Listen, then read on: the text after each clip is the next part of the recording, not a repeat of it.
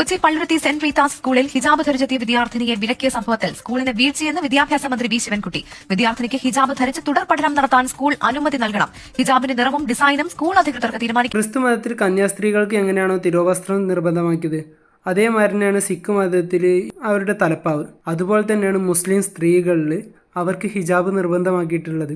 അതൊക്കെ അവരുടെ മതപരമായിട്ടുള്ള കാര്യങ്ങളാണ്. ഗവൺമെൻറ് എടുത്ത തീരുമാനം അത് വളരെ നല്ലതാണ്. എല്ലാവർക്കും അവരുടേതായ വസ്ത്രധാരണയിൽ അവരുടെ സ്വാതന്ത്ര്യമുണ്ട്. പക്ഷേ ഈ ഒരു വീഡിയോ പാടി ഒന്ന് കണ്ടോക്കെ. ഇഷ്യൂസ് നമ്മുടെ യൂണിഫോമിറ്റി കീപ്പ് ചെയ്യാത്ത ഒരു രീതിയിലുള്ള ഒരു പ്രവേശനമായിരുന്നു ഒരു കുട്ടിക്ക് ഉണ്ടായിരുന്നത്.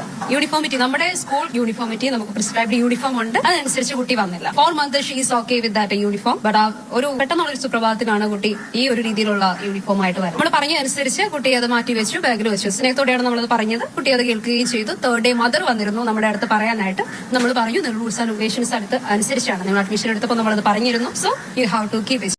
ഇവിടെ ഒരു യൂണിഫോം കോഡ് ഉണ്ട്, അതനുസരിച്ചിട്ട് വേണം ആ കുട്ടീനെ പറഞ്ഞേക്കാനെന്നൊക്കെ ഈ പാരൻസിനോടും കുട്ടീനോട് പറഞ്ഞിട്ടുണ്ട് ഈ സ്കൂൾ അധികൃതർ. അതറിഞ്ഞിട്ടും ഈ പാരൻസ് എന്തിനാണ് ഇതിന് കൂട്ടുനിന്നത്? അതാണ് എനിക്ക് മനസ്സിലാവാത്തത്. നമ്മുടെ നാട്ടിൽ എത്രത്തോളം പ്രൈവറ്റ് സ്കൂളുകളുണ്ട്, തട്ടിടാൻ സപ്പോർട്ട് ചെയ്യണതും അതുപോലെ തന്നെ വസ്ത്ര സ്വാതന്ത്ര്യമുള്ള ഇഷ്ടം പോലെ സ്കൂളുകളുണ്ട്. അതെല്ലാം ഒഴിവാക്കിയിട്ട് ഈ സ്കൂളിൽ തന്നെ ചേർക്കണമെന്ന് എന്തായിരുന്നു നിർബന്ധം? അവരാദ്യം തന്നെ ഈ കാര്യങ്ങളൊക്കെ പറഞ്ഞതല്ലേ.